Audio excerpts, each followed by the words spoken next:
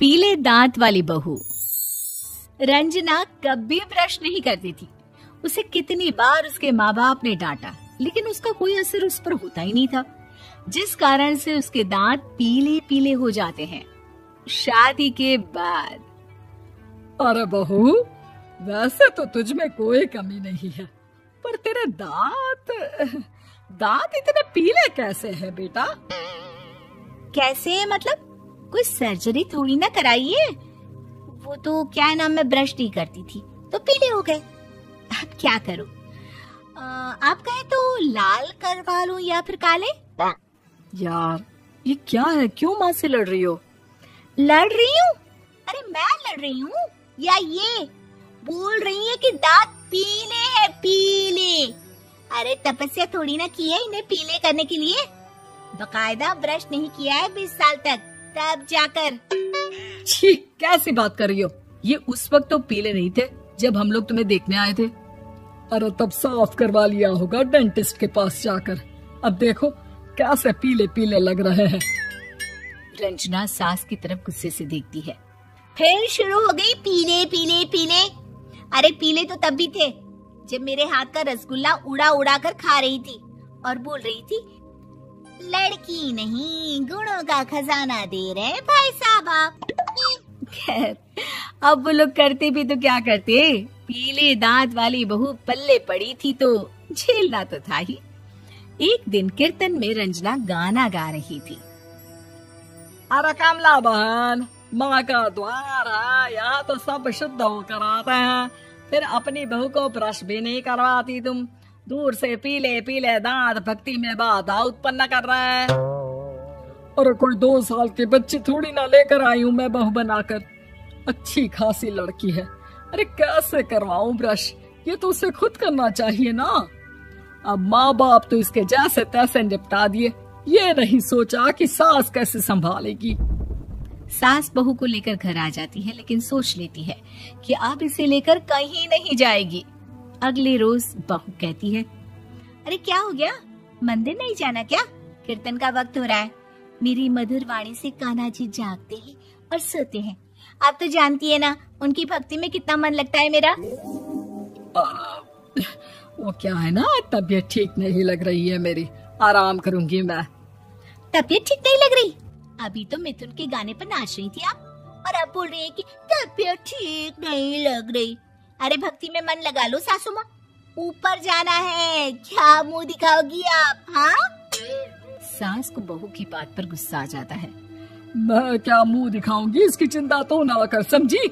अपने मुंह की चिंता कर, जो ये पीले पीले दांत लेकर हर जगह पहुंच जाती है। पता है लोग कितना मजाक बनाते हैं। ना जी ना, मैं नहीं जाना कहीं तेरे साथ। तो ये बात है, कोई ना, मत जाओ, मैं अपने कमरे में ही बैठकर भक्ति कर लूंगी। ऊपर वाला दांत थोड़ी ना देखता है, मन देखता है, भावना देखता है। और अरे बस बस, तू सब कुछ दिखा, बस ये सफेद चमकदार दांत ना दिखाना किसी को, है? जा यहाँ से। बहू को सास की बात का कोई फर्क नहीं पड़ता, वो तो जैसी थी वैसी ही रह जाती है। सुबह नहाकर किचन में खाना बनाना, फिर खाना खाना, कीर्तन भजन करना और सो जाना। एक दिन, माँ जी मैं सहेली के घर जा रही हूँ, शाम को लेट आऊंगी। हाँ हाँ तो जाना, मैंने कौन सा तेरी आरती करनी है घर पर बैठकर। रंजना सहेली के घर जाती है, जहाँ वो पार्टी में जाने की तैयारी कर रही होती है। अरे शिखा, कहाँ जाने की तैयारी कर रही है? मैं गलत वक्त पर आ गई क्या? अरे नहीं यार, उल्टा सही वक्त पर आई है। मैंने ये साड़ी और ज्वेलरी निकाली है यार, शाम को इनके ऑफिस की एक पार्टी में जाना है। बताना कैसा लग रहा है ये सब? नहीं यार, इस ड्रेस के साथ तो वो वाली ज्वेलरी अच्छी लगेगी। हाँ हाँ सही बोल रही है, मैंने ध्यान ही नहीं दिया। वैसे तो हमेशा से मस्त फैशन सेंस रखती है। तो बड़ा जाती होगी ना पति के साथ पार्टी में। रंजना कुछ नहीं बोलती, बस सोचती है कि यार काश ये बात सही हो जाती, पर मैं क्यों नहीं जाती पार्टी में? क्या इन लोगों की कोई पार्टी होती नहीं होगी? रंजना घर आती है और रात में पति से सवाल करती है, एक बात बताइए, आप मुझे किसी पार्टी में क्यों नहीं ले जाते? क्या आपके यहाँ ऑफिस में पार्टी नहीं होती? पति बेचारा क्या कहता कि दांत पीले हैं तुम्हारे इसलिए। अरे कोई पार्टी होती नहीं हम लोगों के ऑफिस में, तो कहाँ से लेकर जाऊं? और मार्केट, मॉल, कहीं वीकेंड घूमना, कहीं तो। अरे यार सारे हफ्ते में एक छुट्टी मिलती है, तो सोचता हूँ कि आराम ही कर लूं। क्यों? रंजना मन मार के रह जाती है। पहले कभी सास के साथ मंदिर जाया करती थी, लेकिन वो भी सास ने ले जाना बंद कर दिया। घर बैठी बैठी रंजना बोर हो जाती है। तभी उसे आइडिया आता है और वो मायके जाने का सोचती है। सासू माँ, 2 दिनों के लिए मम्मी के घर जा रही हूँ। अच्छा ठीक है, आराम से जा। और हाँ, माँ से कुछ अच्छी आदत सीख कर आना कि कैसे शरीर के हर भाग की तरह दांतों की सफाई भी जरूरी होती है, समझी?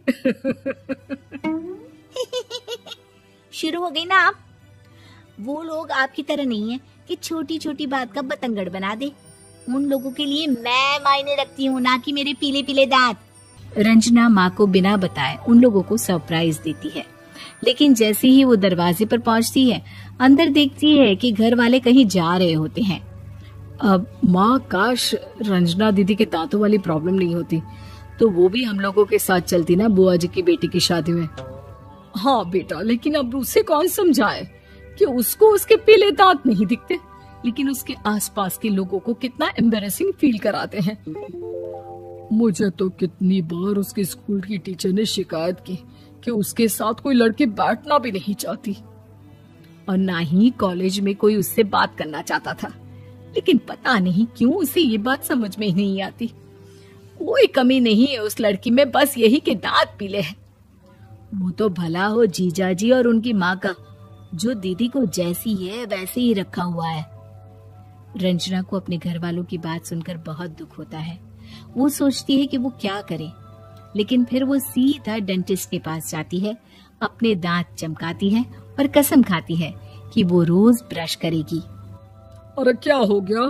तुम तो 2 दिनों के लिए गई थी ना। पर कोई ना, अच्छा है, चलो आ गई तो। रंजना सास के सामने आकर खड़ी हो जाती है और पूरी स्माइल करती है, उसके चमकदार दांतों को दिखाती हुई। हैं? चले मंदिर। माँ, मुझे माफ कर दीजिए, मैंने आप लोगों को बहुत एम्बैरेसिंग फील करवाया। मैं आज से रोज ब्रश करूंगी।